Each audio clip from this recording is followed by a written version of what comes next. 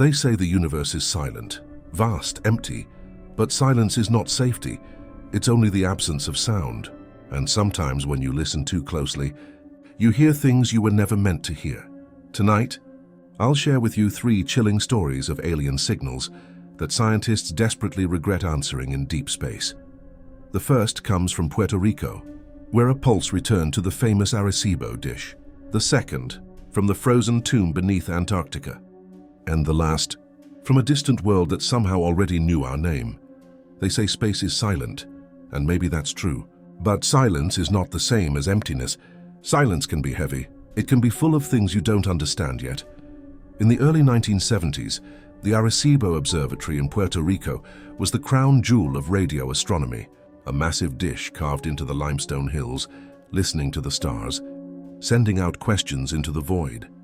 In 1974, under the guidance of Dr. Frank Drake and Carl Sagan, Arecibo broadcast a coded radio message, mathematical patterns, chemical formulas, the double helix of DNA, even a simple drawing of the human form.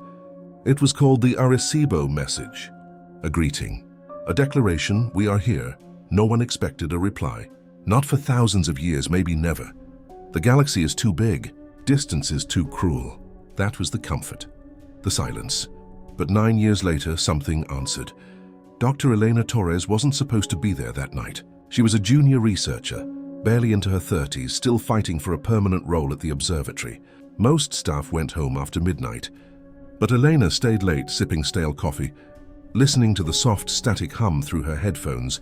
That's when she noticed it, a pulse, soft, regular, clean, repeating every 142 seconds, exactly the hydrogen frequency. At first, she thought it was interference. Satellites, military chatter, even faulty equipment. But the pattern was too sharp, too precise. It wasn't random, Elena. A voice startled her. It was Dr. Ruiz, the night supervisor, poking his head in the control room. "You're still here? Listen to this," she said, handing him the headphones. He frowned, eyes narrowing. After a minute, he set them down. Heartbeat. "What?" "It sounds like a heartbeat. That rhythm. Thump, thump." Eleanor shook her head. "No, it's hydrogen. Locked perfectly. Nothing natural does this. They recorded it, logged it, sent a preliminary note to the data board. No one panicked. No one celebrated. Strange signals weren't rare. Most turned out to be satellites or cosmic noise. But over the next week, the pulse returned every night. Always the same. Always on time. The debate among the scientists was fierce. Some wanted to ignore it. Protocol demanded caution. Others whispered that this was it, the moment they had all been waiting for. Elena felt torn. Every night the sound burrowed deeper into her mind. It did feel like a heartbeat, slow and patient, waiting to be acknowledged. Finally, the team voted. They would answer. On a clear October night, the dish at Arecibo rotated toward the source, deep in the constellation Hercules. A simple message was transmitted. "We hear you." 3 days later, the signal changed. No longer a steady pulse. It stretched, bent, cracked like old wood. A groan of static that began to mimic speech. Elena sat frozen as the spectrogram revealed new shapes, fragments that looked disturbingly close to human phonetics. Not words, not yet, but the attempt at words. She stayed long after her shift, headphones pressed tight. At 3:17 a.m., the static thinned, reshaped itself, and for the first time, she heard something she couldn't deny, a single word, soft, distorted, but clear enough to chill her blood. "Stay." She ripped the headphones off. Her hands shook. She told herself it was imagination, paranoia, sleep deprivation. But the next night, 2 other researchers claimed they heard it too. It started small. Strange dreams. Elena dreamt of black oceans under a sky with no stars. A city of pale towers rising out of the water, humming like a giant beehive. Others on the team confessed to similar dreams, different details, same feelings. Cold air, heavy pressure, and a vibration in the teeth. One technician broke down in tears during a staff meeting.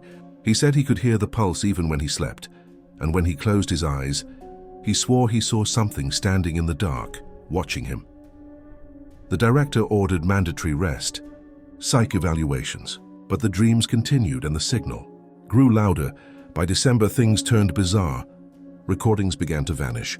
Not corrupted, erased. Reels of magnetic tape showed nothing but silence. Logs retyped themselves into gibberish strings of numbers. Even digital backups disappeared. "It's impossible," one engineer muttered, slamming his fist against the console. "Data doesn't just delete itself." Eleanor kept her own notes in a leather-bound journal. She didn't trust the machines anymore. At the top of every page, she wrote the same warning: "Don't answer again." On January 12th, Elena stayed at the observatory overnight. She was the only one left in the control room. Her journal was open, pen scratching across the paper. At 2:41 a.m., the signal surged, louder than ever. The walls seemed to vibrate. The lights dimmed. She wrote her last word: "We should never have answered." "It's coming closer." The next morning, she was gone, her apartment abandoned, clothes left folded, purse on the counter, car in the parking lot. No trace of struggle, no note, just absence. The observatory tried to bury it. Officially, she was missing. Stress, burnout, a nervous breakdown. But those who worked with her knew better, because 9 years later the pulse returned, stronger, louder, right on schedule, and this time, it didn't sound like a heartbeat anymore. In 1997, a team of international scientists set up Camp Deep within the East Antarctic ice sheet. Their mission was simple, or so it seemed: drill down into the ice to search for ancient microbes trapped for millions of years, proof of life surviving in impossible places. But what they found wasn't microbial. It wasn't even alive in the way we understand life. What they found was a signal. The drilling team had bored down nearly 2 miles when the instruments began to flicker. Oscilloscopes twitched. Radio receivers hummed faintly, even though no antenna was deployed. At first, the technicians assumed interference from the generators. But when they shut everything down, the signal remained. It was steady, rhythmic, not noise, not random. Their code. Dr. Haruki Nakamura, a Japanese physicist with decades of experience, stared at the printout with growing unease. The signal was too structured, too clean.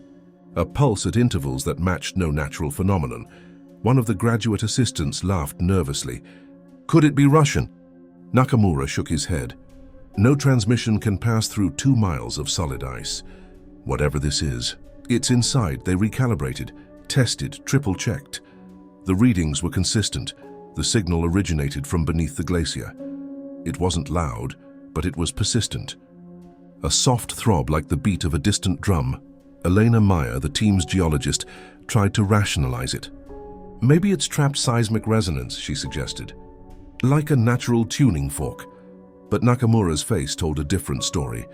Seismic waves decay. They don't repeat with this kind of precision. The truth was unavoidable. Something buried deep under the ice was broadcasting. The team gathered in the mess tent that night. Snow battered the canvas. The air smelled of kerosene heaters and instant coffee. "We should document and leave," Nakamura argued. "Signals like this are warnings, not invitations," the younger scientist protested. "This could be the discovery of the century. Proof of intelligence predating humanity. Maybe even non-human intelligence. But why is it buried?" Nakamura shot back. "Why was it sealed away beneath miles of ice? Things are buried for a reason." The room went quiet. Outside, the wind howled like a living thing. In the end, curiosity won. They decided to answer. Using a low-frequency transmitter borrowed from their seismic equipment, they composed a simple reply. Nothing elaborate, just 3 words in binary: "We are human." The transmission sank into the ice, vanishing into the frozen dark. For 3 days, nothing happened. The team grew restless. Some laughed at Nakamura's warnings. Others whispered that maybe they'd made a mistake. On the 4th night, the ice answered. It began with a low rumble. The ground shivered beneath their boots. Instruments screamed with interference. Oscilloscopes spiked, static flooding the monitors. The signal had changed. No longer steady. It split, multiplied, fracturing into thousands of frequencies at once. The camp generator failed. Lights snapped off. The entire base sank into darkness. And then they heard it. Whispers. Not through the radio, but inside their heads. A chorus of voices speaking in no language anyone knew, yet everyone understood. A warning. A plea. Or perhaps a command. Dr. Meyer collapsed, clutching her ears. She screamed that something was inside her skull, pressing against her thoughts. Another scientist stumbled outside into the blizzard, tearing off his parka, clawing at his skin. By the time they dragged him back, his body was covered in frostbite, but his internal temperature was dangerously high, as if he were burning alive from the inside. He lasted only a few hours. Before he died, his lips cracked open, and he whispered in perfect English, "It's awake now." Nakamura stared at the man's body, pale against the snow. "We should never have replied," he muttered. "We've broken the seal." Over the next 48 hours, the team fractured. Some wanted to keep transmitting, desperate to understand. Others wanted to abandon camp, flee before the storm worsened, but the storm never stopped. The blizzard howled without pause, burying their tracks, smothering their world in endless white. The whispers grew stronger. So even Nakamura heard them now. In the silence before sleep, they slithered into his mind. Shapes, images, memories that weren't his own. Vast black oceans, monolithic towers glowing beneath a green sky. A prison, a tomb. On the final night, the ice beneath the camp cracked. A fissure tore through the snow, splitting tents, swallowing equipment. From the crack rose a pulse of light, dim, sickly, like the glow of something that had waited too long in the dark. Only 3 survivors made it back to the coast. Nakamura was one of them.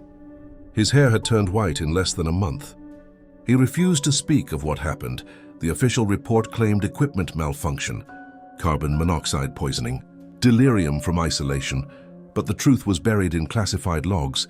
The signal had not stopped. Even after the camp was abandoned, satellites continued to detect it, pulsing steadily from beneath the Antarctic ice. Breathing, waiting, alive. By 2029, humanity had grown reckless with the stars. Private corporations now own satellites more powerful than anything NASA had dreamed of in the 20th century. Radio dishes the size of football fields transmitted constantly, throwing our presence across the galaxy. One of the first targets was Kepler 186f, a rocky planet orbiting a red dwarf star about 500 light-years away. It was considered one of the most Earth-like worlds ever discovered. Scientists called it the Twin. The plan was simple: send out mathematical patterns, prime numbers, DNA sequences, even snippets of human culture, music, greetings, fragments of language. No one expected a reply. The distances were too vast. It should have taken centuries, but within 7 months something answered. At first it looked like noise, a scrambled burst of static. But as the decoding algorithms worked, patterns emerged. Star maps, precise geometric alignments, symbols that seemed to mirror human mathematics. The scientific community erupted. Proof of intelligence, proof we weren't alone. But the celebration didn't last long, because hidden inside the transmission was something impossible. Recordings of Earth, voices, news broadcasts, even fragments of old music. Snippets of language spoken decades earlier. Some clips were so specific, so personal, they shouldn't have been accessible to anyone. Private phone calls, military chatter, data that had never been broadcast into space at all. The reply wasn't new. It was a reflection of us. Dr. Yusuf Karim, head of the decoding team, was the first to notice the anomaly. "These aren't random clips," he whispered, pointing to the spectrogram. "They've been chosen, selected, like someone catalogued us, and is sending it back." "But how?" his assistant asked. "We only transmitted 7 months ago." "That's nowhere near enough time for a reply to travel back." Yusuf didn't answer. He stared at the star charts embedded in the data. At first, they seemed like maps of Kepler's own system. But when he overlaid them with Earth's coordinates, his blood ran cold. They weren't maps of Kepler. They were maps of us, every planet, every moon, even orbital paths. Precise, accurate, up-to-date. And at the bottom of the chart, written in clear English, were 3 words: "We remember you." The team panicked. Some argued the message was benevolent, an old civilization reaching out. Others whispered darker theories. "We weren't talking to strangers. We were talking to something that already knew us." Yusuf locked himself in his office for days. He barely ate, barely slept. On the 3rd night, a technician knocked on his door. "Sir, we've received another burst. The new transmission was short, only a few seconds long. But when they filtered the static, Yusuf's heart stopped. It was his own voice, not from that day. Not from any broadcast. From earlier, just hours before. His private dictation into the lab recorder. Somehow the reply contained a perfect replica of his voice, words he had spoken only moments earlier. The room went silent. No one dared breathe. "It's not just listening," Yusuf whispered. His hands trembled. "It's inside the system. It's here already. They cut the uplink, shut down the transmitters, locked every channel. But the signals didn't stop. Each night the array would power on by itself. Screens flickered, files erased. New ones appeared. Always the same message in different forms. We found you." 3 weeks later, the listening station went dark. Every monitor, every backup, every satellite relay, all gone offline within seconds. When the security team arrived, the building was empty.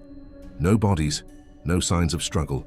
Just abandoned workstations, coffee still steaming in cups, chairs still warm. The only clue was written across the main console in raw code. Thousands of repetitions of a single phrase. "We are here." The government buried the incident. The story was leaked as a data corruption event. But those who worked the station, those who heard the voice in the static, never returned.